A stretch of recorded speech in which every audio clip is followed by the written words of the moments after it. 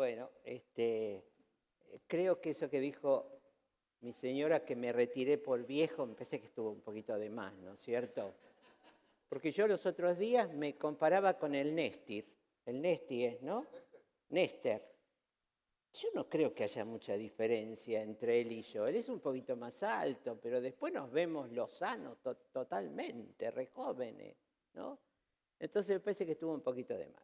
Por otro lado, yo escucho que hay un delay. ¿Qué significa esto? Que siento como que la voz rebota. ¿Ustedes están sintiendo lo mismo desde sus lugares o no? Cambiaron el piso, que antes Ajá. era como de alfombra. Sí. Desde que nos cambiaron el piso, tenemos ese delay.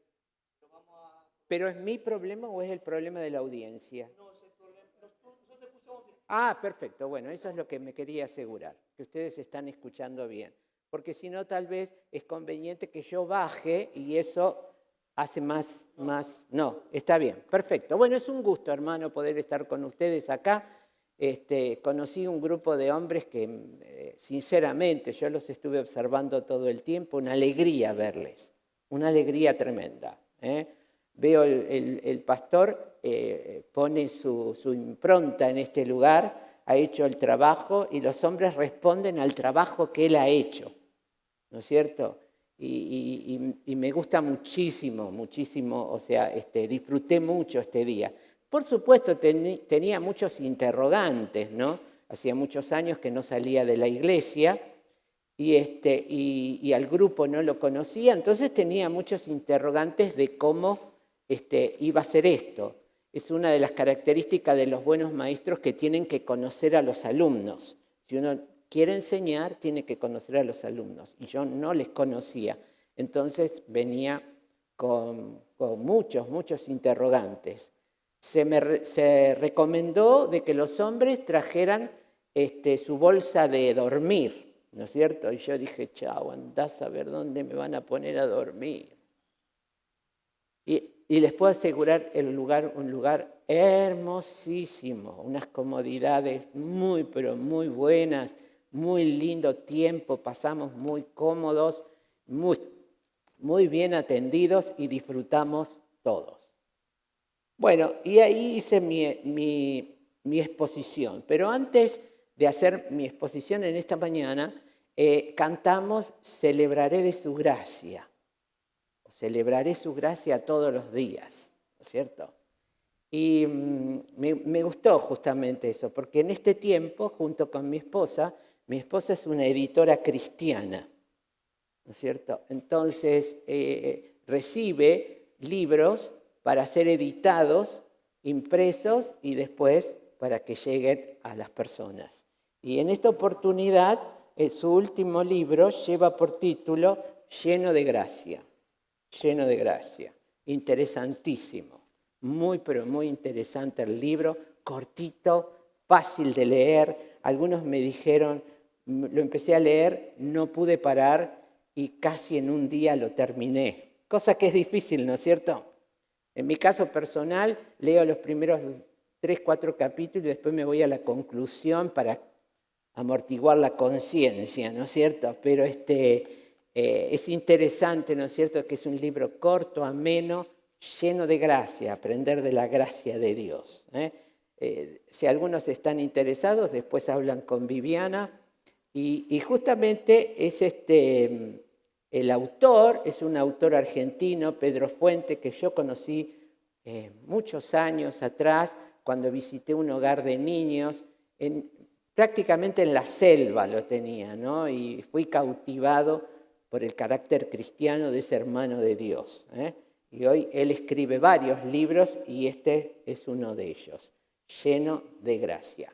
Doy gracias en esta mañana porque me acompaña también mi amigo Benjamín, de años. Nos conocimos allí en Argentina y Benjamín está radicado en esta zona y estoy seguro de que muchos le conocen. Y doy gracias porque está él con nosotros. También de la iglesia donde somos miembros, nuestra fan número 1, que se llama Lourdes, también se ha venido y para estar en estos días con nosotros y hoy con su sobrino nos honra de estar en este lugar. Gracias Lourdes y gracias Moncho. No, Chucho. Ah, bueno, Chucho. Chucho, hay que anotar los datos del Chucho porque el Chucho quiere venirse a esta iglesia, me parece. Así que después, Rubén, tomale los datos, todo, ¿viste? Porque vos sabés hacer bien eso de los datos de las personas. Bueno, hermanos, hoy traje un tema que más o menos, o sea, en la línea que tuvimos en el retiro. En el retiro hablamos de un verbo, de una palabra que está muy de moda en este tiempo y que era, deconstrucción. ¿Cuántos han escuchado acerca de que el mundo se está deconstruyendo? ¿Cuántos? ¿Y el resto dónde andan? O sea, porque el feminismo se ha encargado a través de su mensaje de imponer esta palabra.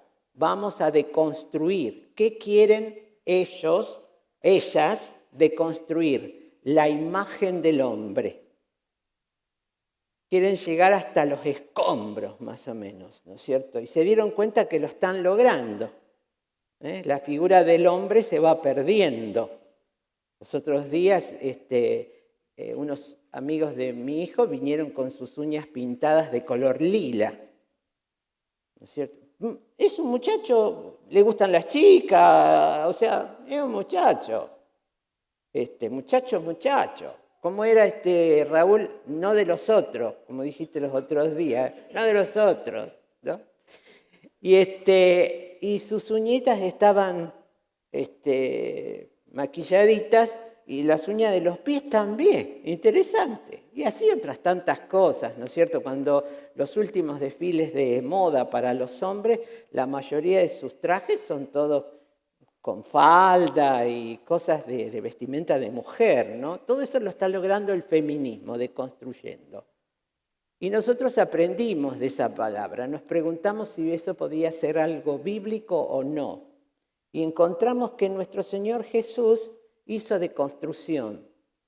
Interesante. Vemos Mateo capítulo 5 y hay una frase que dice, oíste que fue dicho.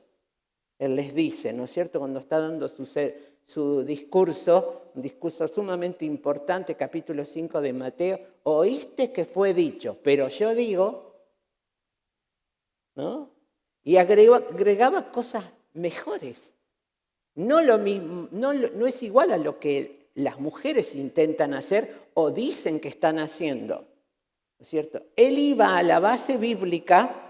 Y si se había pegado alguna contradicción o alguna cosa que no era bíblica, la sacaba porque la intención de él era construir mejor.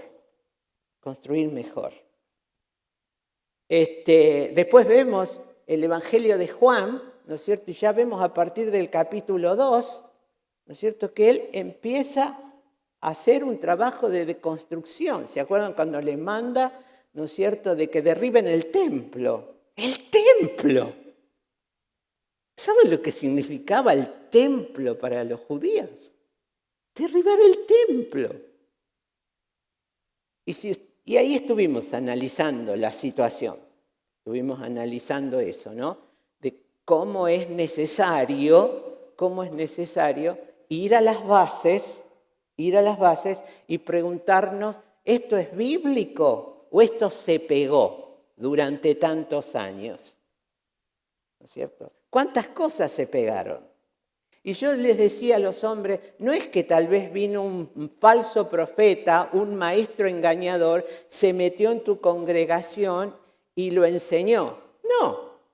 Se dieron cuenta que todos los medios de comunicación nos bombardean continuamente con una filosofía totalmente distinta.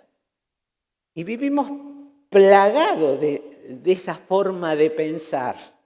La famosa ideología de género, que no es una moda, es una ideología que se vino a quedar y que está siendo primero hizo destrozos hasta que consiguieron entrar en las escuelas,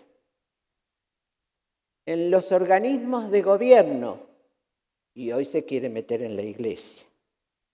Por eso ustedes van a escuchar que algunos grupos religiosos como presbiterianos o algunos seminarios muy reconocidos durante muchos años tienen, ¿no es cierto?, una forma de trabajar donde el lesbianismo y los gays no tienen ningún problema. Están ocupando aún hasta puestos de autoridad en esos lugares.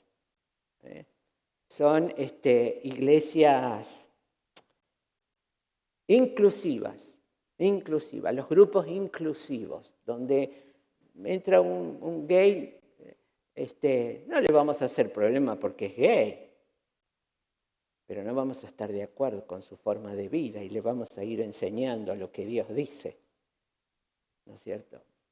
Y es interesante cómo se van filtrando cosas en la iglesia. A veces, yo escucho mucho tremendos problemas dentro de la iglesia acerca de la música que se utiliza y que provoca a veces disgustos entre los hermanos, porque vos querés poner esto. A algunos parece que no les gustó lo que estoy hablando, se levantaron y se fueron. Pastor, no sé si vos querés hacer algo, o yo los traigo, no sé. Pero bueno, ¿qué decís, Raúl? ¿Sigo nomás? Sí, dice Raúl, dice que sigue. Siga. Se van metiendo cosas en la iglesia. ¿Saben una cosa? En estos años, en este último año, me hice una promesa a mí mismo. Y la promesa es ser auténtico. ¿Ser auténtico en qué? Yo amo a Dios. Yo amo a Dios. Yo le sirvo a Dios. Esa es mi pasión y mi vida. ¿No es cierto? Y yo quiero hacer lo que este libro dice, pero no como otra persona lo hace. Lo quiero hacer como yo soy, con mi carácter y mi forma de trabajar. Entonces quiero ser auténtico, no quiero andar imitando a otros. De la postura de vos, mis queridos hermanos, en esta mañana para la honra y gloria del nombre de Dios nos vamos a poner de pie en forma reverente para que el Señor de los cielos haga su obra y derrame tremendas bendiciones en nuestra vida. No utilizo ese léxico porque no es parte de mi léxico, ni esa forma de hablar. No va conmigo. Y me prometí ser auténtico en mi forma de enseñar la Biblia, en mi forma de conducir a la iglesia y no estar imitando lo que se hacía tal vez. Algunos me dicen, ¿no es cierto? Llegan hermanos y dicen, mi iglesia, esto no se hacía, así no se hacía. ¿Cuánto tiempo hace que estás en los Estados Unidos? 15 años. O sea, que hace una iglesia de hace 15 años atrás. Y las cosas cambian, hasta la forma de comunicar cambia. Yo creo que acá la mayoría ahora se comunica con celular. No tienen más que ir a la operadora para que les disque. ¿No es cierto? Y se comunican con celular. Y otra cosa más extraordinaria. Me veo con la persona, nos hablamos y nos vemos. Las cosas han cambiado, la forma de comunicar ha cambiado. ¿Y saben lo que le pedí a Dios que me ayudara? Yo quiero ser entendido en los tiempos, conocer el tiempo en que estoy viviendo. Yo estoy viviendo ahora, esta es la iglesia ahora. Estas son las personas ahora, no como hace 15 años atrás, o 20 años atrás, o 30 años atrás. Cuando conocí al Señor iba a una iglesia donde solamente el instrumento eran los órganos a pedales, ¿no es cierto? Y la señora que tocaba el órgano tenía así las piernas con unos músculos bien grandes, de tanta fuerza que hacía para tocar el órgano. Pero se escuchaba maravilloso. Y yo no voy a decir ahora, escúchame, batería, guitarras, playback. Si la señora tenía los músculos, sí, porque lo hacía para la gloria del Señor. No, eran otros tiempos. Hace 20, 30 años atrás. Ese era el elemento que había. Y después vinieron otros. Lo que tendré que discernir si es un elemento, ¿no es cierto?, que no va a glorificar a Dios. Yo me deleité en la alabanza de hoy. Pero en mis tiempos la guitarra era del diablo. Y no hablemos de la batería. La batería arriba del escenario no se subía. ¿No es cierto? Si se tocaba, se podía tocar allá dentro de una clase de escuela dominical y de allá si se escuchaba un poco estaba bien, pero arriba del escenario no. Entendidos en los tiempos. Y las cosas, algunas cosas malas se pegan, ¿no es cierto? Y uno no se da cuenta, y esos engaños tal vez nosotros entran dentro de nuestro sistema de creencias. Esto se debe hacer así, no de otra forma, y actuamos en base a eso. Juan, en la primera, segunda y tercera carta, le está hablando a una iglesia con un tremendo problema. Estaban entrando falsos profetas, filosofías extrañas dentro de la iglesia, y los hermanos empezaban a tener dudas. ¿Esto es así o así? ¿Cómo se hace? ¿Cómo lo tengo que hacer? ¿Es correcto o incorrecto? ¿Dónde estoy? ¿Dónde estoy? Empezaban a tener dudas y les puedo asegurar que cuando vos estudiás el cristianismo en sus comienzos era un pueblo comprometido. Era un pueblo responsable, apasionado por la persona de Jesús y sus enseñanzas. Y pagaban un precio, porque sinónimo de cristiano es martirio. Sinónimo de cristiano es persecución. Sinónimo de cristiano es tener que dejarlo todo e irnos porque nos persiguen. Sinónimo de cristiano no es sillas cómodas, aire acondicionado, pantallas, etcétera, etcétera. No, eso no era el cristianismo en ese tiempo. Entonces, el que se bautizaba o manifestaba el deseo de hacer públicamente su postura de fe, ya sabía que venían otras cosas más. Cosa que yo me he dado cuenta que aún en este país, el ser cristiano te da un estatus especial. ¿No es cierto? Y por eso encontramos infinidad de iglesias con cristianos nominales, de nombre, y que se saben hasta las respuestas bíblicas, pero no viven una vida cristiana como a Dios le agrada. Entonces estaba por pasar eso y se piensa que los escritos de Juan a las iglesias era a una iglesia en particular, la iglesia de Éfeso, donde él fue mucho tiempo pastor, ¿no es cierto? Y estaba viviendo esa experiencia que se entraba en filosofía. Entonces les tiene que decir algunas cosas, les tiene que enseñar algunas cosas. La gente tiene que saber con seguridad por qué soy un cristiano. Una de las cosas que yo he observado, principalmente en los hispanos, a veces entienden que la iglesia es el lugar ideal. Es un lugar ideal, lindo, se cantan, nosotros se van de retiro y juegan. Comemos las comiditas que a nosotros nos gusta. El taco no falta. Taqueros todos. Jamás un churrasco con papa frita, una milanesa a la napolitana. Jamás, no sé, pero el taco es infaltable. Y si no hay taco, y si no lo acompaña con los frijoles y el arroz, y ahí se comen los tacos. No sé los tacos qué hacen. Entonces gusta, bueno, vamos ahí, total es 1 hora por semana. Y hay muchos hispanos nominales dentro de las iglesias. Lo pudimos comprobar ¿cuándo? En la pandemia. Tal vez antes de la pandemia todas estas sillas comunican algo, Estas sillas comunican algo. El pastor ayer nos hizo poner 100 sillas. Y llegamos los hombres, macho, como el Rubén. Y pusimos la silla. En cambio, los otros hombres como se borraron automáticamente. Cuando quisimos acordar, ¡ey, paren, que hay que acomodar la silla, hay que acomodar la silla! Ya andaban, ellos se fueron y nos largaron a nosotros con el trabajo. ¿No es cierto? Interesantísimo, pero muy interesante todo lo que vivimos nosotros acá, ¿no?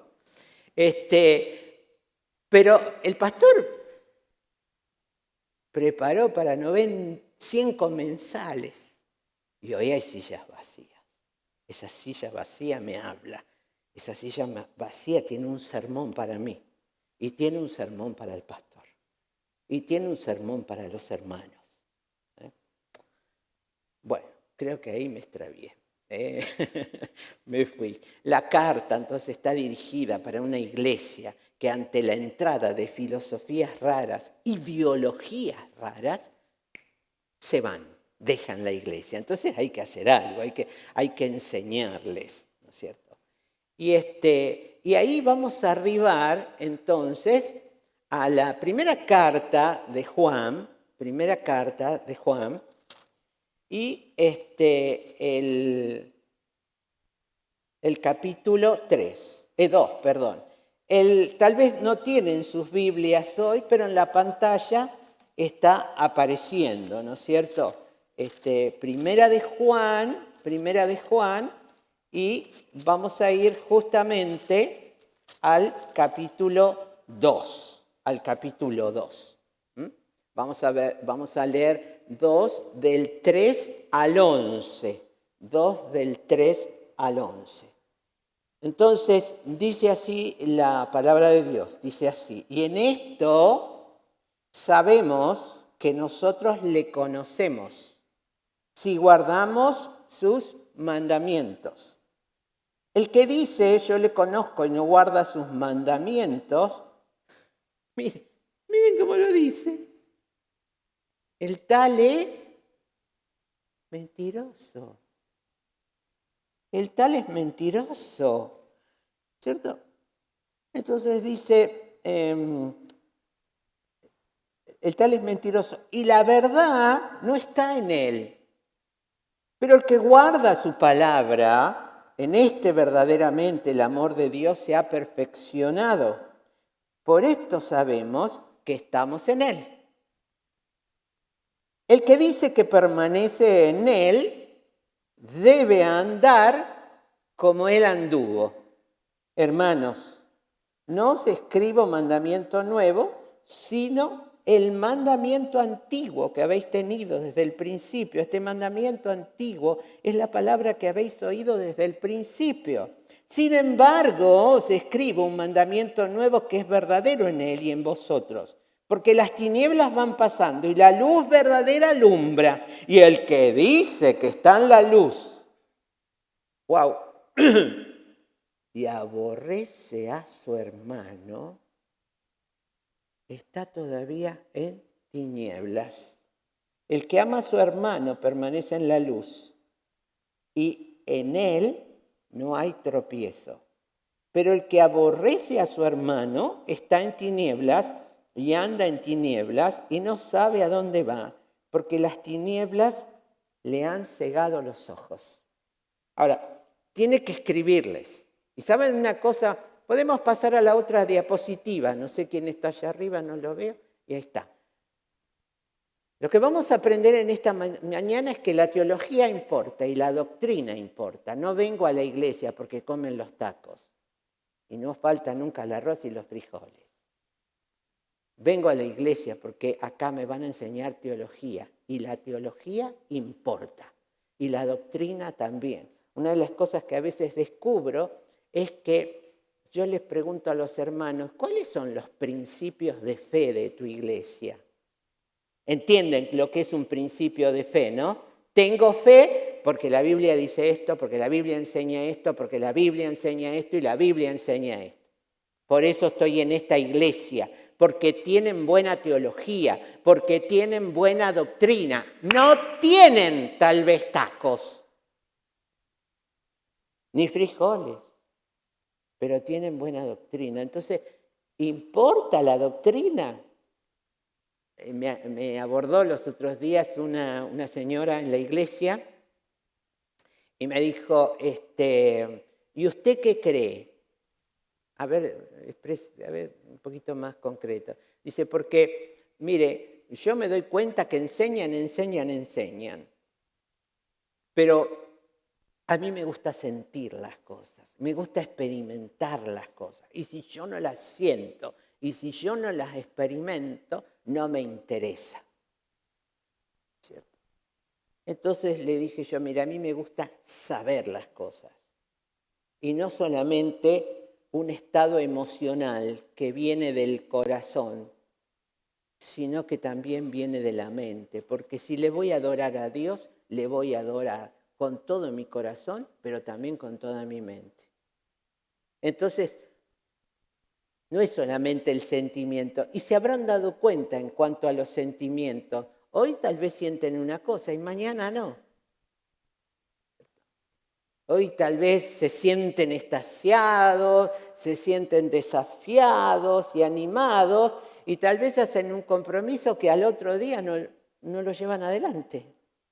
Porque fue algo basado en sentimientos. Por eso el propósito de Juan en esta carta, en el 5:13, capítulo 5, versículo 13, dice, para que sepáis que tenéis vida eterna. Estas cosas os escribo para que sepáis, para que sepan que tienen vida eterna. Y saben una cosa, ahí en esa iglesia había un problema fuerte, grande en ese tiempo. A los primeros 100 años de haber nacido el cristianismo, a los primeros 100 años se estaban metiendo ideologías raras, filosofías raras, creencias raras, el gnosticismo, ¿no es cierto? Un grupo de conocedores, amantes del conocimiento, empezaron a decir que Jesús era hombre, pero no era Dios. No era Dios. Porque Dios nunca podía haber venido en materia, porque la materia era mala. Entonces reconocían a Jesús como un líder bueno, con buenas enseñanzas, pero no Dios. Reconocían, fíjense que hacía 70 años más o menos que Jesús andaba en la tierra.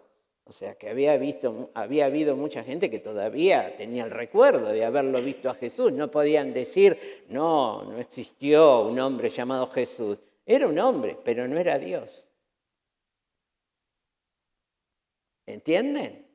Y nosotros lo que tenemos que entender como buena doctrina y como buena teología es que Jesús era 100% Dios y 100% hombre. 100% Dios y 100% hombre. Por eso los hombres en el retiro, para estudiar acerca de qué es lo masculino del hombre, vamos al hombre Jesús, como lo hizo el hombre Jesús. Y de ahí vamos a aprender, porque como hombre hizo cosas maravillosas, ejemplares, y tenemos que copiar. Entonces, hermanos, si estás viniendo a la iglesia porque te gustan los hermanos, y que se comprueba, miren, porque mañana te peleas con un hermano, te vas de la iglesia. Mañana al pastor se le ocurrió cambiar el repertorio musical. Y Raúl se empieza acá a mover de un lado para el otro, y qué sé yo, y salta, y patalea, y algo por el estilo. Y los hermanos se disgustan. Mañana no voy más a la iglesia. ¿Dónde está tu teología? ¿Dónde está tu base bíblica? ¿Cuál es la idea que tenés del cristianismo? ¿Qué es el cristianismo verdaderamente? Y por eso, para conocer teología, mis queridos hermanos, para conocer teología, y por eso he desafiado a los hombres de esta iglesia, tienen que tener su seminario teológico. Ya. Están ya en el momento oportuno para que en esta iglesia funcione un seminario teológico. ¿Tienen algo para decir? ¿Sí o no? Amén, gloria a Dios, no sé, no dicen nada de eso. Un amén no largan, ni siquiera eso dicen. ¿O les parece que estoy hablando locuras? Miren que creo que ya se me terminó el tiempo, ¿no? ¿O no? Amén, dice. ¿Entienden? Tenemos que tener un lugar donde el hombre y la mujer estudien más de Dios, hermanos. Se están metiendo cada cosa en la iglesia y cada vez más, cada vez más, cada vez más. Y esto no va a mejorar, va a ir cada vez peor. Cada vez peor. La agenda globalista del 2030 nos habla de que el mundo está allí, a las puertas de algo tremendo, tremendo. Y tremendo para nosotros, porque nosotros vivimos por cosas que son absolutas, absolutas, por los absolutos de la Biblia. En cambio, el mundo de hoy no tiene absolutos. El mundo de hoy, ¿no es cierto? O sea, es sincretismo. No tienen un criterio. Para vos está bien. ¿Vos querés hacerte mujer mañana? El único problema que tenés es que sos pelado. Vas a tener que andar todo el tiempo con peluca. Pero después, qué sé yo, o sea, está bien, si a vos te gusta, collío, si a vos te gusta. Fea mujer, vas a ser horrible, ¿no es cierto? Pero bueno. Sincretismo, sincretismo. Entonces, ¿a quién van a perseguir? A nosotros que queremos vivir una vida por los absolutos de Dios. ¿Entienden? Pero el mundo cristiano todavía no advirtió esa realidad, que alguien la tiene que anunciar, porque tenemos que estar preparados. ¿Cómo vamos a estar preparados? Teniendo una buena teología, teniendo conocimiento de doctrinas bíblicas. ¿Me podés poner la otra pantallita? Ahí está. ¿Cómo estar seguros de que conocemos a Dios? ¿Cómo estar seguros de que conocemos a Dios? ¿Saben una cosa? Yo les voy a confesar. Yo fui al seminario, estudié 3 años, los primeros 3 años estudiando ahí en el seminario. Pero al primer año había recibido tantos conceptos de doctrina y de teología que yo me pregunté a mí mismo si era salvo, si verdaderamente me iba al cielo con Dios. O sea, yo mismo me preguntaba, ¿no es cierto? Porque había conocido la verdadera doctrina.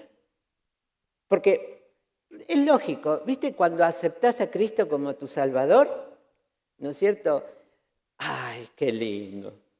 Qué maravilloso fue ese día. Qué grandioso. No sé, uno, si lo tiene que contar, uno explica. Yo he escuchado testimonios que dicen, ay, ese día fue tan especial, fue como, no sé, como que me elevaba. ¿No es cierto? Y después pasó a ser, ¿no es cierto?, toda una experiencia también real, pero emotiva. ¿Cierto? Y vos necesitas tener seguridad doctrinal para decir, en esto conozco a Dios. Yo tengo seguridad. Si me muero, me voy al cielo con Dios. Ay, qué lindo, sí, a mí me gustó, me gustó. Para mí que es la única creyente que hay acá, ¿no es cierto? Pero bueno. Seguridad, ¿no es cierto? Entonces, me sacaste otra vez la... ¿Cómo estar seguro de que conocemos a Dios? En esto sabemos que nosotros le conocemos y guardamos sus mandamientos. Al que dice yo le conozco y no guarda sus mandamientos, el tal es mentiroso y la verdad no está en él. Pero el que guarda su palabra, en este verdaderamente el amor de Dios se ha perfeccionado. Por esto, miren, categóricamente, por esto sabemos que estamos en Él. ¿Por qué? Porque guardo sus mandamientos. Soy obediente. Soy obediente. No es solamente conocer sus mandamientos. Estoy seguro que en este auditorio hay personas que se conocen muy bien los mandamientos. Y hasta si hacemos un concurso de memorización, hay personas que se pueden ganar hasta una Biblia por todo lo que memorizan y todo lo que saben. Solo conocimiento, pero no obedecen los mandamientos. Y acá dice, en esto, ¿no queda fija? No, ya me cambió la anterior. Ahí está. ¿Cómo estar seguros de que conocemos a Dios? ¿Cómo estar seguros? Y acá es categórico. ¿Están seguros? Guardan sus mandamientos. Yo puedo saber. Yo mismo puedo saber. Yo me acuerdo que después que tenía todas esas dudas en cuanto a mi salvación, una noche me fui al medio del campo de fútbol, me arrodillé y dije por las dudas. Voy a reafirmar mi decisión. Le voy a decir a Cristo que yo quiero ir al cielo con Él y que mis pecados, estoy arrepentido de mis pecados y le quiero como mi Salvador personal. Después me di cuenta, ¿no es cierto?, que eso ya lo había hecho en mi vida.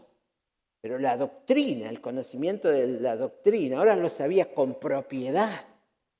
Estaba teniendo seguridad mental y no solamente emocional. Yo creo que a todos les pasa. Cuando hay algún pecadillo oculto, podés perder el gozo de la salvación y sentir que no sos salvo. Y sabés, el adversario cuando descubre que eso te está pasando, te destruye.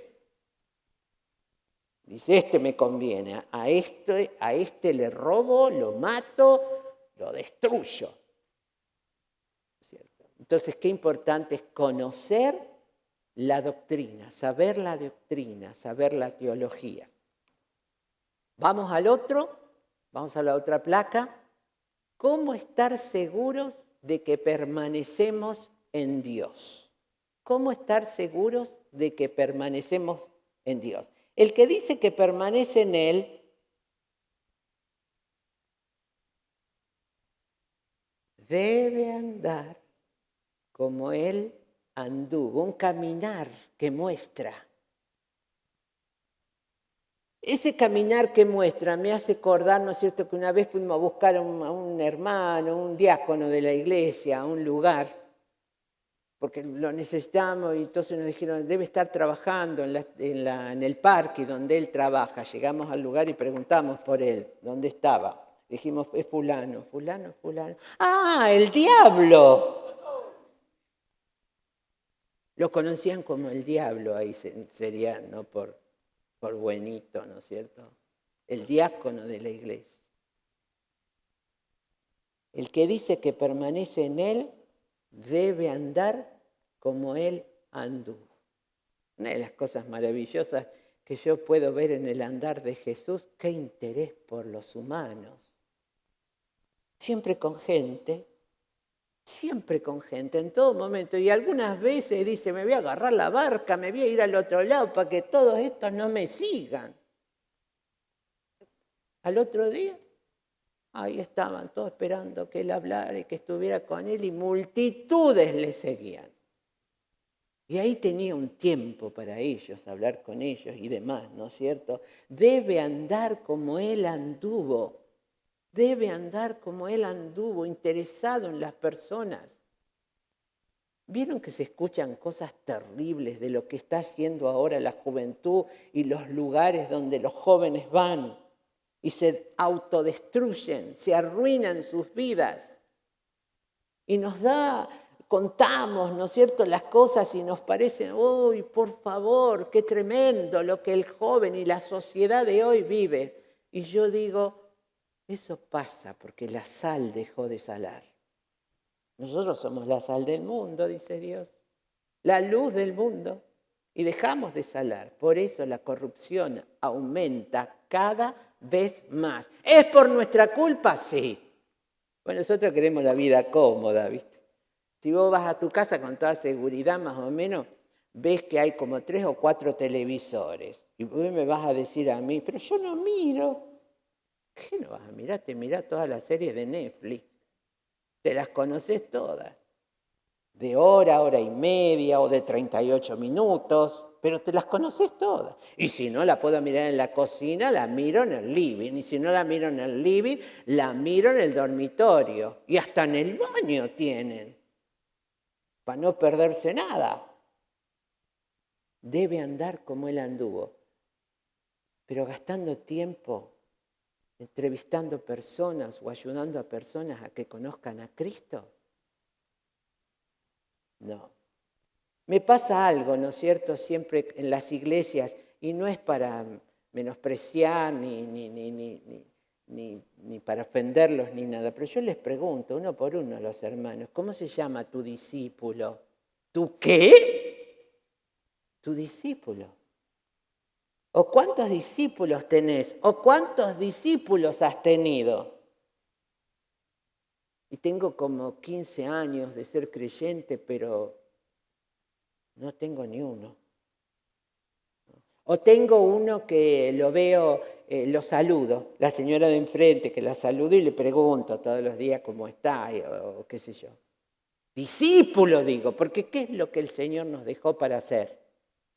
Hacer discípulos. Y no dice hacer en una forma opcional, que lo haga el pastor, que para eso le pagamos un salario. Porque esa está la otra mentalidad, que lo haga él porque total él es asalariado. Yo no, es de todos. Haced discípulos, haced discípulos, enseñando todas las cosas, bautizando, llevando personas a que tomen la decisión de bautizarse. Entonces, andar como él anduvo, andar como él anduvo. Si yo digo, ahí está, si yo dice, el que dice que permanece en él debe andar como él anduvo. Hermanos, no se escriba un mandamiento nuevo, sino el mandamiento antiguo que habéis tenido desde el principio. Este mandamiento antiguo es la palabra que habéis oído desde el principio. Sin embargo, os escribo un mandamiento nuevo que es verdadero en él y en vosotros, porque las tinieblas van pasando y la luz verdadera ya alumbra. Yo quiero saber si verdaderamente estoy en Cristo. Quiero saber si estoy en Cristo. Otra, quiero saber si el Señor me conoce realmente, si sabe quién soy yo. Ahí está la respuesta. Ahí te disipa las dudas. Si digo que permanezco en él, debo andar como él anduvo. Mi querido hermano, ¿cómo es tu andar? ¿Como un religioso? Vieron que siempre hablamos mal de los católicos, ¿no? Yo de los católicos el recuerdo que tengo es por mi culpa, por mi culpa, por mi culpa, por mi grandísima culpa. Ese es el recuerdo que yo tengo. Y otros tantos que no los voy a nombrar ahora, ¿no? Y hablamos mal de ellos, pero a veces actuamos como verdaderos religiosos. Esta vive durmiendo en la casa toda la semana. Y si yo te pregunto, decime los 66 libros de memoria, ¿qué? ¿Estás loco vos? Todas las otras cosas se las acuerdan, todas. Pero de los 66 libros, debe andar como él anduvo.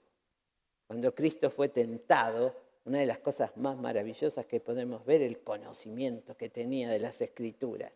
¿Y nosotros? ¿Cómo es tu plan de memorización? ¿Cuántos versículos memorizás por semana? ¿Cuántos? ¿Cuántas veces leíste la Biblia en los años que tenés de creyente? ¿Cuántos años hace que sos creyente? Yo como 20 años. Y vos como 30. Y que venís a la iglesia como 40. Pero de Biblia no saben nada. Debe andar como él anduvo. Debe andar como él anduvo. Y pasamos a la otra. Se fue. No. ¿Cómo estar seguro de que estamos en la luz? El que dice que está en la luz, sonaste. Apagar las luces, nos vamos, porque acá van a caer, pero así tirados como Ananías y Zafira. Y después, no sé, va a tener que venir el... el 911 y va a sacar los muertos, así por acá, ¿no es cierto? Dice, el que dice que está en luz y aborrece a su hermano, todavía está en tinieblas, dice la palabra de Dios. La palabra de Dios dice eso. ¿Qué me decís que estás en Cristo, que sos cristiano y aborreces a tu hermano? Ah, no, yo con esos no me junto porque son una chusma. Ah, no, yo con esos no me junto porque, no sé, viste, son, qué sé yo, medios brutos. No. Viste, ellos son de los que tiran el papel higiénico ahí, en el cesto. Vos entrás al baño y están ahí los papel higiénicos tirados en el cesto. Y acá no se tira el papel higiénico en el cesto. Pero como ellos son hispanos, están acostumbrados a esas cosas. Yo he visto algunas cosas raras dentro de la iglesia americana, que claro, como uno es hispano y es visita, no dice nada. Pero el resto de la gente sí ven. Y dicen, ¿vos te diste cuenta? Dicen, ¿viste cómo actúan los americanos? Pero ¿viste cómo actúan los hispanos?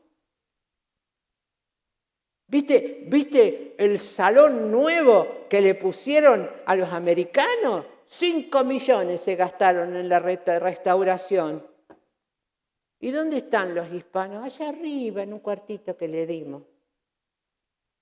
Tipo Palomar.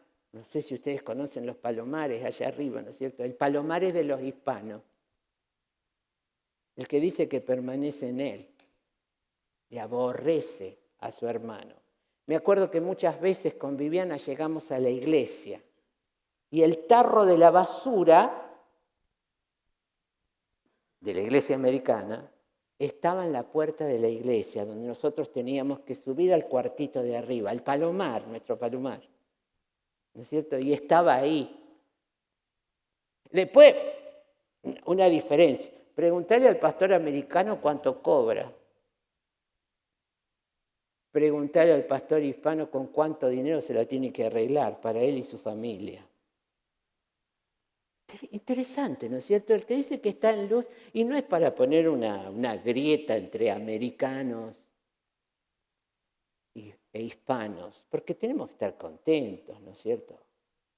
¿Saben una cosa? Para tener un local así en nuestros países, para que vengan los hermanos, van a pasar años y años. Y vamos, ¿sabes lo de Garacel que vamos a tener que hacer en nuestros países? Para juntar la plata, para hacer el edificio. Pero acá lo tenemos. Y algunos se quejan. ¿Cierto? Pero yo me tengo que examinar. El que dice que está en la luz y aborrece a su hermano está todavía en tinieblas. ¿Y qué es lo que me va a demostrar que esa persona piensa de esa forma equivocada? Su actuar equivocado. Un pensamiento equivocado o una mala doctrina trae como resultado una acción mala.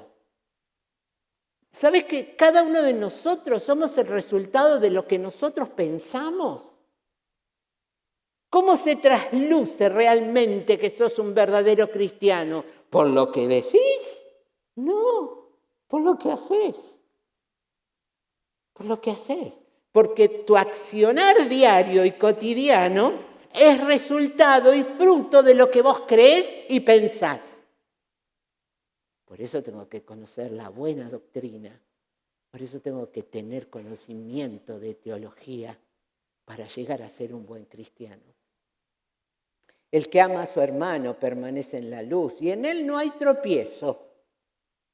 Pero el que aborrece a su hermano está en tinieblas y anda en tinieblas y no sabe a dónde va, porque las tinieblas les han cegado los ojos. Las mismas tinieblas les han cegado los ojos. Nosotros cuando nos reunimos con pastores o con siervos sabemos que está ese error, ¿no es cierto?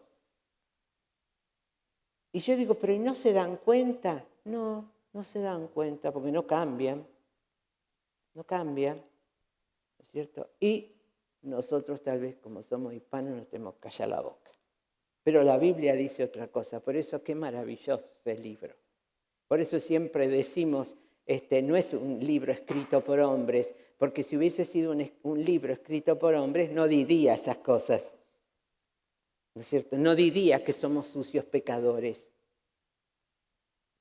Pero nos dice que yo puedo tener seguridad de que estoy en Cristo, que permanezco en la luz, ¿no es cierto? Que verdaderamente tengo seguridad total de que soy un hijo de Dios por todos estos puntos. Entonces, mi querido hermano, cuán importante es conocer la doctrina. Cuán importante es estudiar teología. Teología. Suena media grande la palabra, ¿no es cierto? Teología. Bueno, eso tenemos que estudiar. Eso tenemos que estudiar.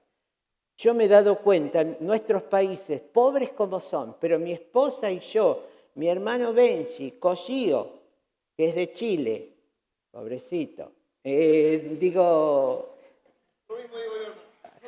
fuimos a estudiar 3 años de nuestra vida. Fueron dedicados al estudio bíblico. Tuvimos la libertad, no vivíamos en este país. Tuvimos la libertad. ¿Fue duro? Sí. ¿Fue sacrificio? Sí. Pero estudiamos de la Biblia. Tuvimos esa libertad. Y muchos de ustedes, si le preguntan, ¿te gustaría ir a un seminario donde van una vez cada 15 días, son 4 horas de estudio? Y no, porque yo trabajo. ¿Quién paga los biles? ¿Quién paga los biles? No puedo. Interesante, ¿no? Pero mis queridos hermanos, acá están las respuestas. Este libro maravilloso trae todas las respuestas.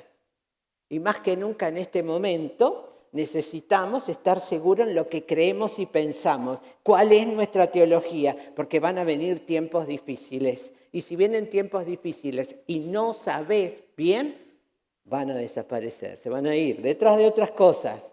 Como ya lo vimos en el momento de la pandemia. Y se anuncia otra segunda, peor, dicen, porque parece que no se murieron tanto como estaban esperando, ¿no es cierto? Entonces ahora el virus los va a matar. Rita, hay que agarrarse, ¿viste? Porque parece como dirigida a los viejos, ¿viste? Entonces vamos a sonar, Rita, ¿viste? Vos no te rías tanto, que para vos también, no te hagas el pibe. Mis queridos hermanos, tenemos que estar preparados y la Biblia dice todo lo que tenemos que hacer. Que ojalá seas un hombre y una mujer que se goza guardando los mandamientos, que se goza en permanecer en Dios, andar como Él anduvo, como nuestro Señor anduvo. ¿Cierto? Y que podamos realmente, amar a nuestros hermanos. Y ¿saben una cosa? El día que aceptamos a Cristo, entró en nuestra vida el ayudante perfecto para que nosotros lo logremos. El día que aceptamos a Cristo, entró el Espíritu Santo, un ayudante perfecto para lograr esas cosas que en nuestra mente son inalcanzables, pero lo tenemos adentro, lo podemos hacer. No lo hacemos porque no queremos, no porque no podamos. Pastores, gracias por la invitación. Disfruté este tiempo y espero que salgan de este lugar. Y la semana que viene, si hay alguno que diga, ¿de qué habló el argentino que vino la semana pasada acá? ¿De qué dijo? De Juan, primera de Juan, capítulo 2. Y nos enseñó cómo podemos conocer que verdaderamente estamos con el Señor. Estamos con el Señor.